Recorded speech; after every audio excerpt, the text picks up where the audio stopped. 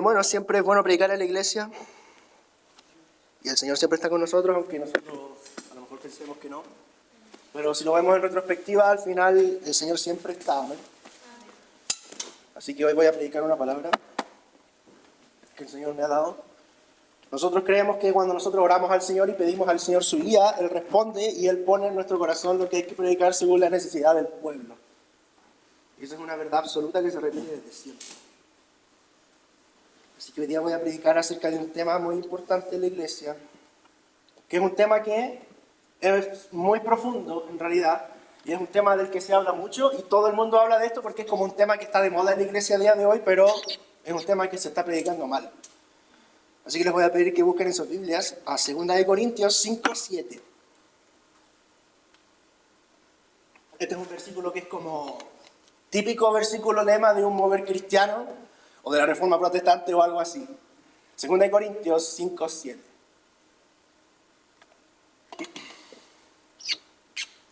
Lo voy a leer aquí en la Reina Valera 1960. Y así dice 2 Corintios 5:7. Porque por fe andamos, no por vista. Porque por fe andamos, no por vista. El tema que voy a hablar hoy día es exactamente ese, pero aplicado a algo muy específico, que es algo que es una constante en la vida cristiana, que son las pruebas. Quiero hablar acerca de cómo debe ser nuestra fe en medio de una prueba, ¿sí? Y lo primero que quiero decir es hablar acerca de cómo es la fe. ¿Qué es la fe? Bueno, la fe, como todos ya sabemos, es la certeza de lo que se espera y es la convicción de lo que no se ve. La fe significa que tú crees algo aunque tú no lo veas, ¿sí? Mira, todos los cristianos tienen algún grado de fe. Cuando el Espíritu Santo viene a nuestras vidas y nos regenera, Él nos da a todos un grado de fe. No existe tal cosa como un cristiano sin fe. Pero cuando el Espíritu Santo viene a nuestras vidas y nos transforma y nos hace creer en el Señor Jesucristo, Él nos da fe. Nos da fe para que nosotros podamos creer que en Cristo tenemos perdón por todos nuestros pecados. Esa es la fe que recibimos de parte del Espíritu Santo. Pero la Biblia nos muestra cuál tiene que ser como un estándar de fe. Y a lo largo de la Biblia tú puedes ir viendo cómo es la fe a través de distintas personas, sobre todo de Jesús, ¿sí? Porque la fe que nos muestra la Biblia no es simplemente de que tú creas que Dios existe. La fe que nos muestra la Biblia no es simplemente tú creer que Dios tiene el poder. No es simplemente tú creer que Dios puede hacer cualquier cosa. La fe es mucho más que eso, ¿sí? La fe es mucho más que tú tener una religión. Hay muchas personas que dicen, no, yo soy evangélico, así que yo tengo fe. Sobre todo esto es común de escucharlo de los católicos. Parece que le enseñan eso porque todos dicen lo mismo. No, es que yo tengo mi religión. Es que yo soy católico o católica y yo tengo mi fe en Cristo. Ya, pero es que la fe es mucho más allá de simplemente tener una religión. La fe verdadera que nos muestra la Biblia significa que tú vas a creer de todo corazón que todo lo que dice Dios es verdad. Y tú vas a creer por una obra del Espíritu Santo de que Dios tiene razón en todo. La fe es mucho más que creer que Dios existe, porque la fe es una certeza absoluta, en la cual tú, sin lugar a dudas, puedes entender que la palabra de Dios, como decía el domingo, va por encima. La fe es algo mucho más profundo que simplemente creer lo que se te dice en la iglesia, sino es de todo corazón, de verdad. Tú puedes morir por el Evangelio. Esa es la fe verdadera. Si la Biblia, por ejemplo, dice, todo lo puedo en Cristo que me fortalece, la fe verdadera es una capacidad que te da el Espíritu Santo para que cuando tú enfrentes una situación muy problemática, pese a tu experiencia y pese a la dificultad, tú realmente puedes decir, pero la Biblia dice que todo lo puedo en Cristo que me fortalece. Entonces yo lo creo y hago esa palabra que sea mía. Yo lo creo de verdad.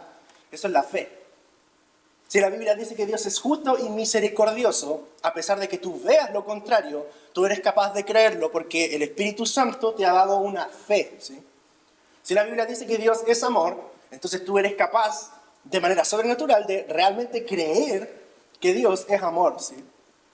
Y si la Biblia dice que en Cristo todos tus pecados son perdonados, entonces esta fe que te da el Espíritu Santo significa que tú vas a creer de verdad que sea cual sea tu pasado, sea cual sea tu pecado, tu condición, en Cristo Jesús hay perdón y no tenemos que hacer nada más, ¿sí?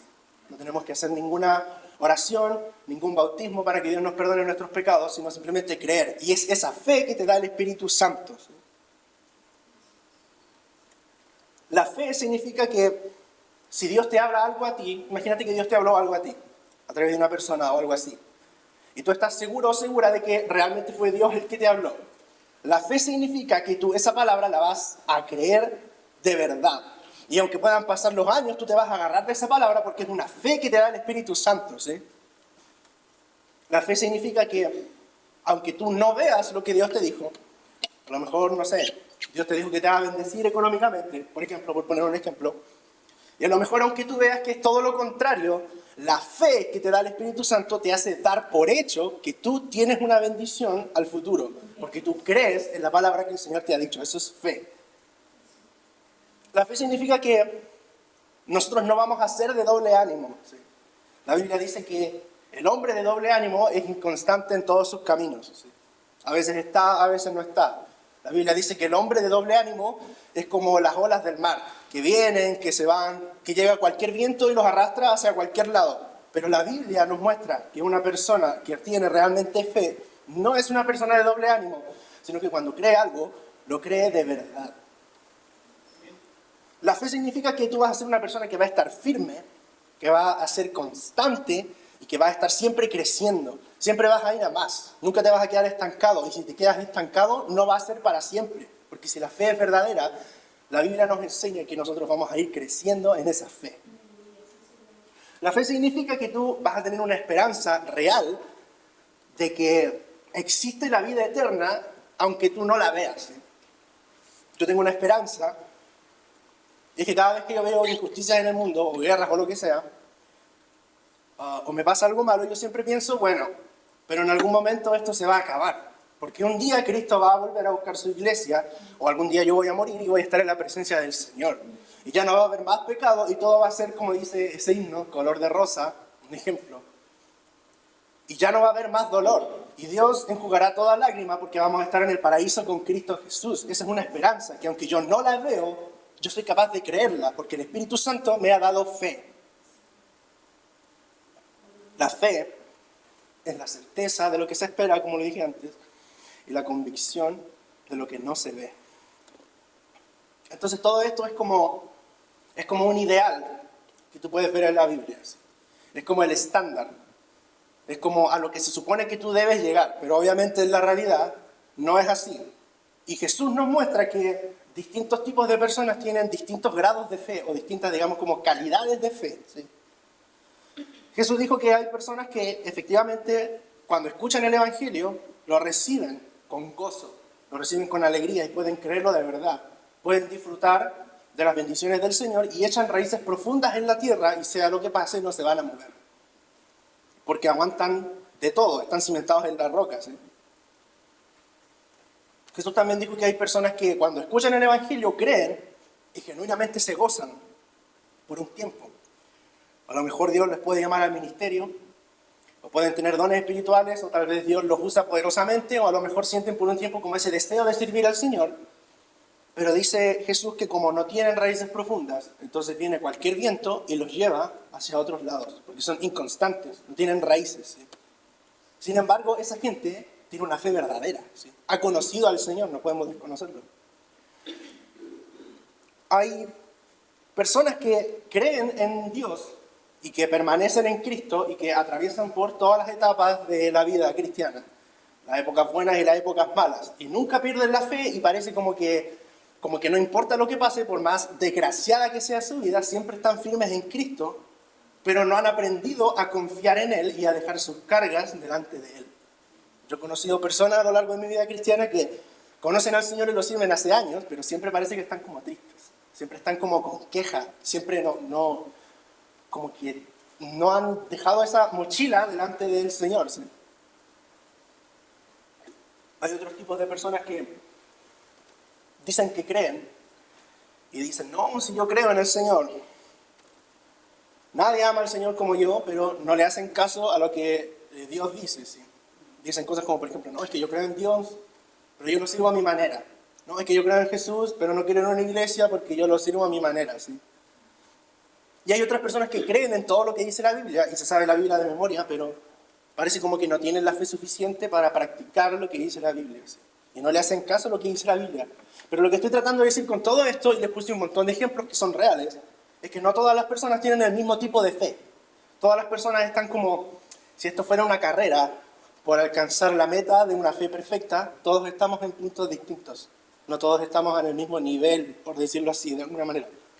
No todos tienen el mismo tipo de fe. Entonces, ¿qué sucede con esto? Que lo que Dios quiere es formar en cada uno de nosotros una fe que sea inquebrantable. Dios quiere formar en cada uno de nosotros una fe como la que tenía Jesús. Dios quiere que todos los cristianos tengan una fe que sea súper firme. ¿Sí? Dios quiere que cuando vengan vientos o tormentas sobre tu vida, tú no te conmuevas, porque tu fe va a ser tan fuerte que nada te va a importar. Eso es lo que Dios quiere formar en ti. Dios quiere que todos sus hijos e hijas, sin excepción, crezcan siempre y siempre estén madurando en el Evangelio. Dios no quiere que nos quedemos estancados, sino que Dios quiere que progresemos, que avancemos en esta carrera para llegar a la meta. ¿Sí? Dios quiere que nosotros tengamos una fe tal que nosotros realmente lleguemos a confiar en que lo que dice el Señor es verdad.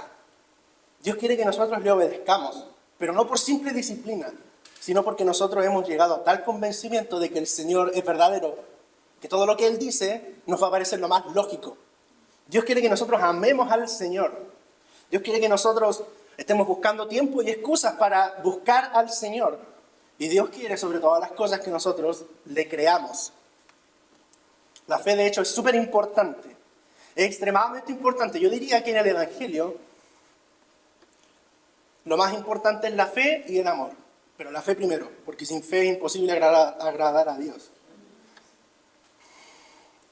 El tema es que la fe que Dios quiere formar en nosotros es una fe que no se ve muy a menudo. Dios dijo que cuando Cristo iba a volver a la tierra, lo primero que se iba a fijar es si había fe en la tierra. Y Él se iba a fijar y se preguntaba, ¿hallará el Hijo del Hombre fe en la tierra? ¿Habrá gente que esté usando la fe? Pero la fe es tan importante que Dios siempre quiere formarla en nosotros y Dios tiene un método. Hay un método que Dios usa para formar en todos nosotros fe. Hay algo que el Señor hace, y lo puedes ver a lo largo de absolutamente toda la Biblia, absolutamente a lo largo de toda la historia de la iglesia, incluso de la historia de esta iglesia. Hay algo que Dios tiende a hacer con las personas que quiere usar porque quiere darles fe. Y lo que Dios hace es poner a esas personas dentro de pruebas. Así que hoy voy a hablar acerca de las pruebas, ¿sí? Y es un tema, yo les decía, que se predica mucho y estuvo como muy de moda en la iglesia durante un tiempo, porque es un tema como de motivar a la gente, de que el Señor está contigo en las pruebas. Y todos hemos oído este concepto de las pruebas, ¿sí? Una prueba es cuando nosotros pasamos por un periodo de dificultad, cuando hay un momento quizá de debilidad, ¿sí? Y nosotros a lo mejor nos sentimos súper desmotivados con las cosas. Puede ser una mala temporada de lo que sea, en el trabajo, en la familia. Puede ser algún peligro que te está acechando. Puede ser simplemente un momento de tristeza. A veces simplemente las personas no se sienten bien, ¿sí? Pueden ser problemas económicos. Puede ser persecución. Problemas en tus relaciones. Tal vez puede ser una enfermedad. Alguna pérdida que te haya afectado mucho. Y todas estas cosas malas, nosotros los cristianos les llamamos pruebas. Ahora hay un tema súper importante que es necesario aclarar. Es que hoy en día la gente cree como que Dios es tan bueno, y Dios es tan bueno que Él no va a permitir que nosotros entremos dentro de pruebas. Y dicen que si algo malo te pasa, es porque a ti te falta fe, o es porque el diablo te está atacando. Y ellos quieren poner esta narrativa como de que Dios está luchando contra el diablo, y tú tienes que orar para reprender al diablo, porque Dios no tiene el control. Pero todo eso es absolutamente falso. Yo les voy a enseñar ahora cuál es la verdad bíblica acerca de las pruebas en la iglesia. Es súper común escuchar cosas como, no, es que el diablo me está probando, es que el diablo me está atacando. Yo también lo he dicho y es medio verdad, ahora lo voy a explicar. Es que el diablo me está atacando, es que tú no sabes cómo el diablo me está acosando a mí. ¿Sí? El diablo me está probando, dicen algunos, he escuchado. Pero la realidad es que el diablo no tiene absolutamente ninguna autoridad para atacarte a ti. Yo les decía el domingo que Dios tiene autoridad sobre todas las cosas. El nombre de Jesús es tan poderoso que el diablo sale corriendo. Y el diablo no tiene ninguna autoridad para atacarte a ti, sino que el diablo solamente hace lo que Dios le permite que haga. Ahora lo voy a seguir explicando. El diablo solamente hace lo que Dios le permite que haga. Y esto que voy a decir ahora es muy profundo, así que presten atención. Las pruebas en la iglesia y en tu vida solamente existen porque Dios te las puso a ti. Todo lo que el diablo te ha hecho lo hace porque Dios lo ha permitido. Dios permite que el diablo te ataque por momentos, y esa es la definición más teológica de lo que es una prueba en realidad. El diablo no puede hacer más de lo que Dios le permite, porque las pruebas vienen de Dios. Cuando tú estés pasando por una prueba como esta en la iglesia, tú siempre tienes que tener claro que las pruebas son de Dios. Dios es quien prueba, porque el diablo no puede hacer nada sin el permiso de Dios, ¿sí? Las pruebas vienen de Dios. Y Dios le permite al diablo que te ataque a ti o ataque a la iglesia, porque Dios tiene un propósito, ¿sí? De aquí viene lo interesante. Cuando tú pasas por una prueba en tu vida o en la iglesia, Dios controla el punto exacto hasta, a ver, ¿cómo lo digo? El diablo no te puede atacar más de lo que Dios quiere. Y Dios controla la situación y Él nunca va a dejar que el diablo te ataque más de lo que tú puedes aguantar, ¿sí? Y eso lo dice la Biblia. Dios no nos prueba más de lo que nosotros podemos aguantar. Voy a poner algunos ejemplos. Cuando Jesús estaba en la última cena, venía una gran prueba sobre Pedro, una prueba sobre su fe. Y Jesús dijo algo así como: oh Pedro, tienes que tener mucho cuidado porque el diablo ha pedido permiso para zarandearte. Pero yo he orado por ti para que tu fe no caiga. O sea, venía una prueba sobre Pedro y el diablo solamente hizo lo que Cristo le dejó hacer. En el libro de Job tú puedes ver que en el principio Dios está hablando con sus ángeles y con sus consejeros, y de repente aparece el diablo y tienen como una conversación, y el diablo le dice: oye, déjame hacerle daño a Job y vas a ver si él te sirve realmente o no. Y Dios le dio permiso, porque las pruebas son de Dios y Dios controla lo que hace el diablo, ¿sí? Un día prediqué un mensaje de Saulo, ¿se acuerdan? Y yo les hablaba de que Saulo acosó a la iglesia a tal punto que la iglesia se disolvió y todos salieron corriendo cada uno por su lado. Pero el diablo no pudo hacer más de lo que Cristo quería, porque Dios usó esa prueba para que el evangelio se predique en todo el mundo. Y con esa prueba ahora el evangelio se está predicando en todo el mundo, porque el diablo no puede hacer más de lo que Dios le permite. Las pruebas son de Dios.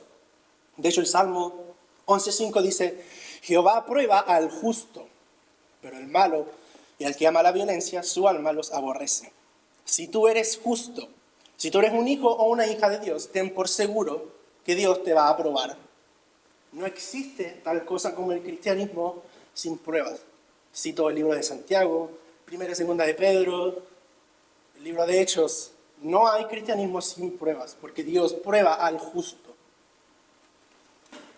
Ahora surge la pregunta: ¿cómo puede ser que Dios permite que nosotros, la iglesia, pasemos por dolor y sufrimiento?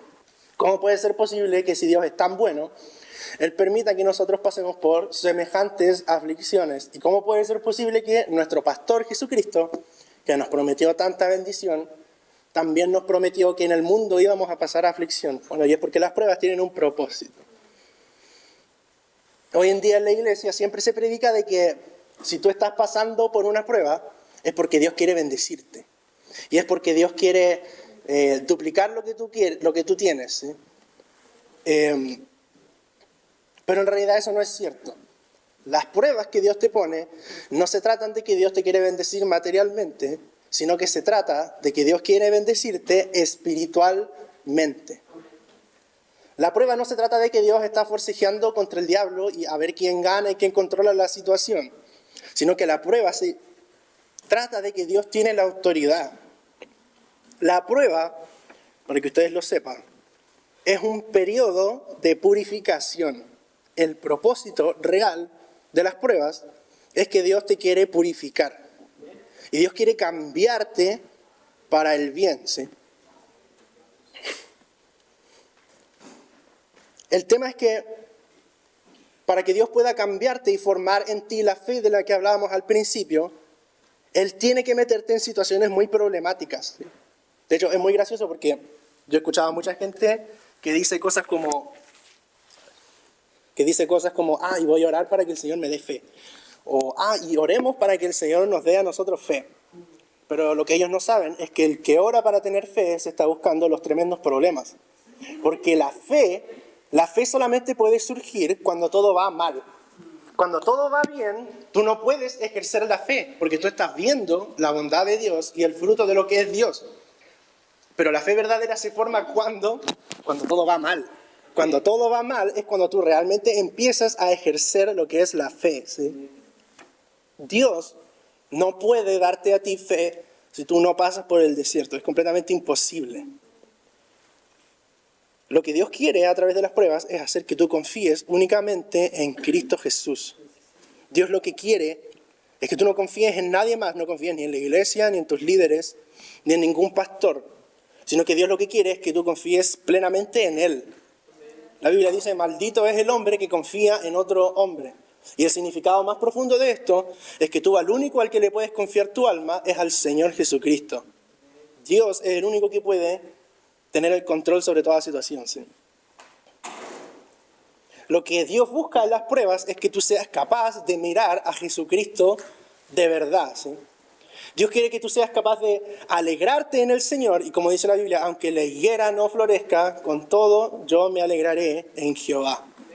Cuando Dios te mete en una prueba, Él lo que espera es que tú te apartes de todo pecado y te arrodilles delante de Él. Lo que Dios espera es que tú anheles pasar tiempo con Él y tú te apartes del pecado. Porque Dios lo que busca es orillarte a tal extremo que tú te rindas completamente y tú tengas que decir, lo único que me queda es clamar al Señor. Ese es el propósito de las pruebas. Lo cual me llega al siguiente punto, y es de que Dios está en control de toda situación. Y esto parece como una frase cliché, porque se ha convertido en una frase cliché, pero la realidad es que Dios sí controla toda la situación, ¿sí? Como yo les decía antes, Dios nunca nos prueba más de lo que nosotros podemos aguantar. Y para eso les voy a contar la historia de José. La historia de José. La historia de José la voy a resumir súper rápido porque, como decía, no quiero extenderme mucho en esto porque mi mamá ya predicó de esto. Y es que José era una persona del campo que era el hijo favorito de su padre y sus hermanos le tenían mucha envidia. Entonces lo que pasó es que sus hermanos le tenían tanta envidia y tanto odio que ellos lo vendieron a él como un esclavo. Primero intentaron matarlo y después dijeron, no, pero sale más rentable venderlo. Entonces José fue a Egipto como un esclavo y empezó a servir en la casa de un político que se llamaba Potifar. Y él empezó a servir, empezó a ganarse la confianza, y un día la esposa de Potifar lo acusó falsamente de violación y José fue a la cárcel.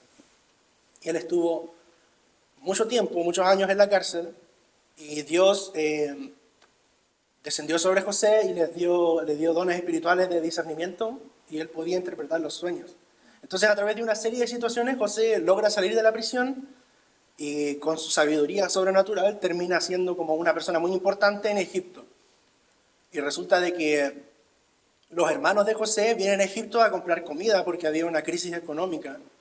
Y entonces José se reencuentra con sus hermanos, y el punto de toda la historia es que al final José logra darle asilo a todo su pueblo en Egipto. Y él se trae a todo su pueblo hasta Egipto. Y hace que puedan vivir en una tierra muy buena y que todo sea, digamos, mucho mejor que en la hambruna que se estaba pasando.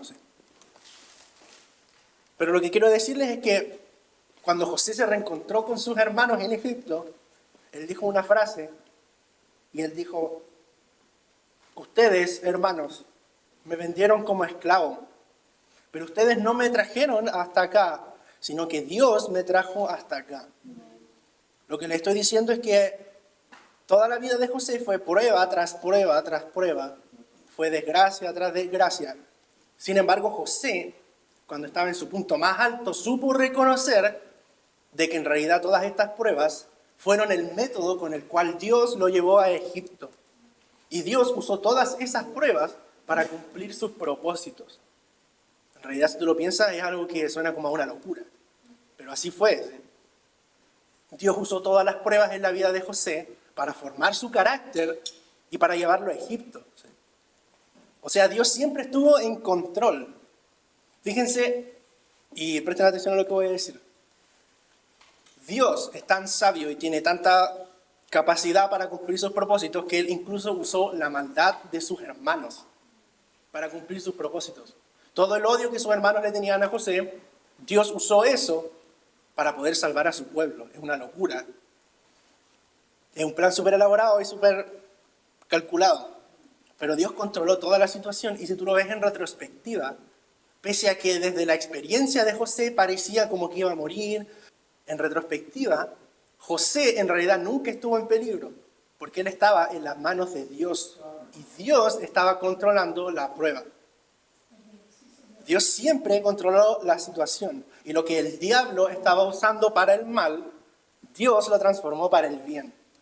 El diablo seguramente pensaba que él estaba dando a José y pensaba que lo estaba destruyendo, pero en realidad eso era parte del plan de Dios.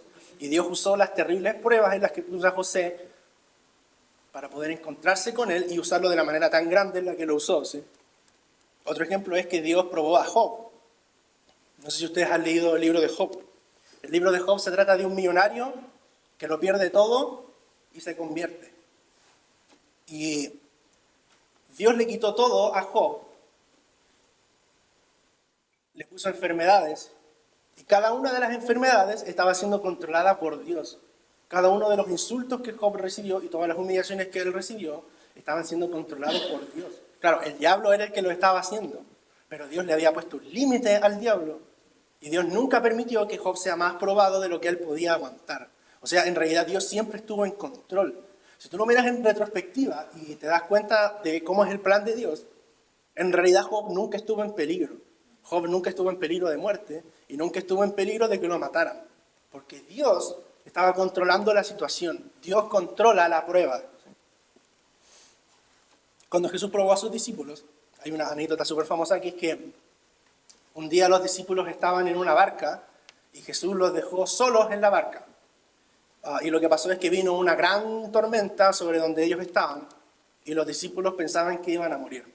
Entonces empezaron a clamar a Dios para que los salve. Pero con todo esto que hemos escuchado y a la luz de la Biblia, nosotros podemos decir ciertamente que esta prueba era una prueba de Cristo Jesús hacia sus discípulos. Y aunque los discípulos desde su perspectiva pensaban que realmente podían morir, en realidad nunca fue así.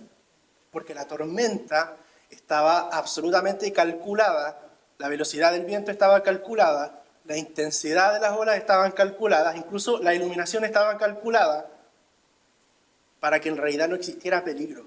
Porque Dios controlaba la prueba, Dios controla la tormenta y Dios controla las pruebas. Y es que esta es una verdad muy profunda porque la gente como que no suele predicar estas cosas, pero en realidad Dios maneja todas las variables. Cuando nosotros decimos que Dios tiene el control, no es algo poético, es algo real. Dios verdaderamente tiene el control de la iglesia, de este grupo y de cada una de nuestras vidas. Entonces, cuando nosotros atravesamos una prueba, y ya voy terminando, nosotros no debemos pensar cosas como, oh, pobre de mí, que estoy siendo probado, pobre de mí que lo he perdido todo, pobre de mí, mira lo que me está pasando. O no deberíamos decir cosas como, oh, pero qué malo es Dios, que me está probando, que me está poniendo contra la espada y la pared, qué malo es el Señor. Sino que nosotros deberíamos tener otra mentalidad de decir, mira qué bueno es el Señor, que en medio de esta terrible prueba, Él está en control absoluto de todas las cosas. Es decir, mira qué bueno es el Señor que me ha prometido en su palabra que Él me va a afirmar y no va a permitir que yo caiga en el mal. O decir, mira qué bueno es Dios que dice que yo no puedo tropezar si voy con Él. Mira qué bueno es Dios que en medio de esta prueba y esta difícil situación me sostiene y siempre está a mi lado. Hay una enseñanza bíblica muy importante y muy profunda que es que Dios no nos manda a nosotros solos a la batalla, sino que dice la Biblia que el ángel de Jehová acampa alrededor de nosotros. Y dice que Cristo Jesús va delante de nosotros. Y aún más que eso, El Espíritu Santo está dentro de nosotros. Entonces nosotros deberíamos considerar esta prueba por la que está pasando en la iglesia como una oportunidad para desarrollar nuestra fe. La Biblia dice que 7 veces cae el justo, pero vuelve a levantarse. Y no dice que vuelve a levantarse porque él es tan capaz que se da cuenta de sus pecados y se levanta solo. No, el justo se vuelve a levantar porque el Señor Jesucristo va delante de él y él lo levanta. El Señor Jesucristo está junto con nosotros para levantarnos en el momento de la prueba. Entonces tú no tienes que tener una mentalidad de derrota, una mentalidad pesimista de, oh, mira qué pocos somos en la iglesia, oh, mira la gente no quiere venir al culto. Porque nosotros servimos a un Dios que es un Dios de victoria. Y Dios efectivamente ya tiene la victoria. Jesús dijo, en el mundo ustedes tendrán aflicciones. Y después dijo, pero no teman, porque yo he vencido al mundo. Ahora voy a tocar un tema. Creo que todos ustedes estuvieron en ese culto, pero Dios a mí y a nosotros nos ha prometido grandes cosas. Y yo no me olvido de eso. Dios dijo que Él va a hacer algo grande en la iglesia, aunque yo lo había dicho desde antes. Dijo que Él iba a traer un avivamiento que iba a empezar por los jóvenes y que ese avivamiento iba a hacer que Él iba a transformar las vidas de muchas personas. Él dijo que nos iba a usar poderosamente. Dijo que este lugar iba a estar lleno de la gloria de Dios y que Él iba a hacer milagros públicamente. Y también dijo otras cosas. Y yo le creo al Señor porque Él nunca me ha quedado mal. Y estas cosas yo siempre las recuerdo y aunque mi perspectiva me diga lo contrario, yo le creo al Señor porque el Espíritu Santo me ha dado una fe. Cuando el Señor nos prometió todas estas cosas y muchas otras desde que mi familia llegó a esta iglesia, Dios sabía exactamente todo lo que iba a pasar en el proceso. Todo el Señor ya lo sabía desde el principio. Entonces nosotros no tenemos que pensar que estamos en derrota o que estamos en un mal momento. Porque todo está saliendo de acuerdo al plan de Dios. Dios nunca ha perdido el control de la iglesia. Dios está con nosotros, Dios está contigo. Y si tú le crees a Dios, como dijo Jesús, vas a ver grandes cosas y Él va a cumplir todo lo que ha prometido porque Él tiene el poder para hacerlo.